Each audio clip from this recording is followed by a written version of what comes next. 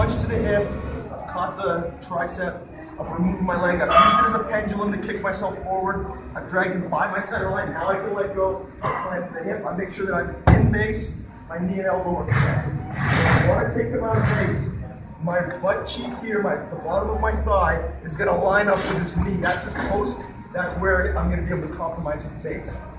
Now when I go to pull him, one of two things are going to happen. I'm either going to succeed at pulling him out of base, or he's going to respond by widening out. So if I go like this and he widens out, no big deal, just take his back. That's a bad solution to the problem. Like, whenever I teach this technique, I see this happen because the bottom guy's like, let me give you some good resistance. That's not good resistance, that's terrible resistance because that's actually compromising your defensive position.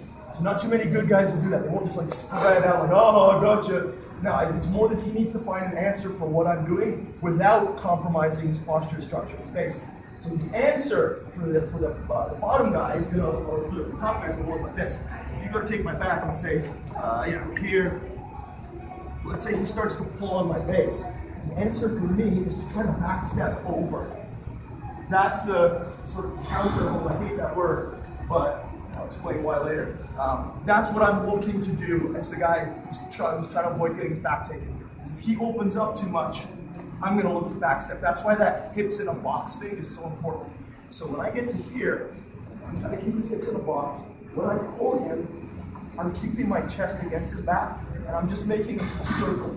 Now what I need to do is avoid this. I don't want to pull him onto my hips, because now my hips are pinned, he can complete that back step.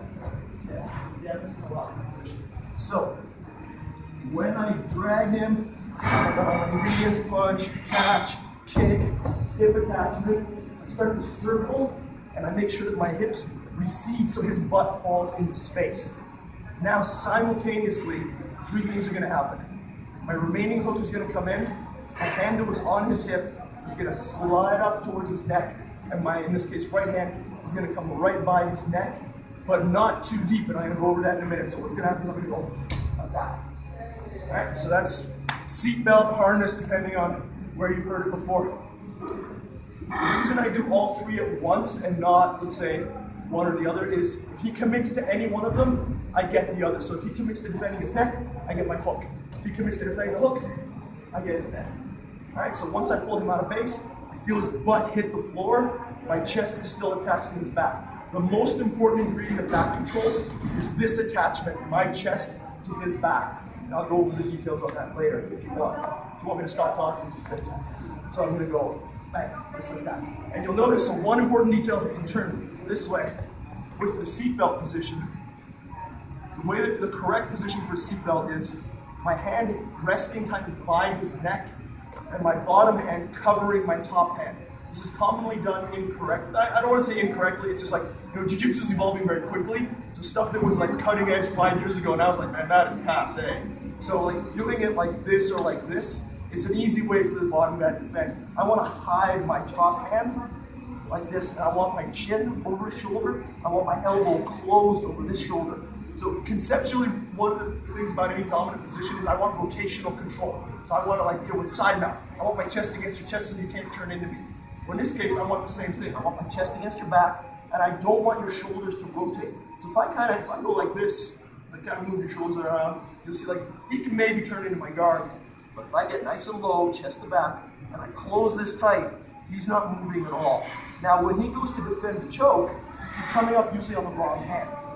I let him take it. I've got the collar, or I've got the rear naked choke. So when you attach to him, right hand, assuming you're all right-handed, and the direction we're doing this mostly is right-handed, that's your killing hand. So we call this hide the killing hand. I want to hide it. I want to make sure I make a fist too. So if I go like this and he grabs my fingers, oh man. And guys will do that, right? Like I know it's illegal in tournaments to grab fingers, but you cheat all the time and the refs don't see everything. So hide your hand, nice and tight, chin over your shoulder to make sure that he doesn't rotate this shoulder away. You should be able to basically place your ear against his ear, depending on how friendly you are with your training partner. Just like that.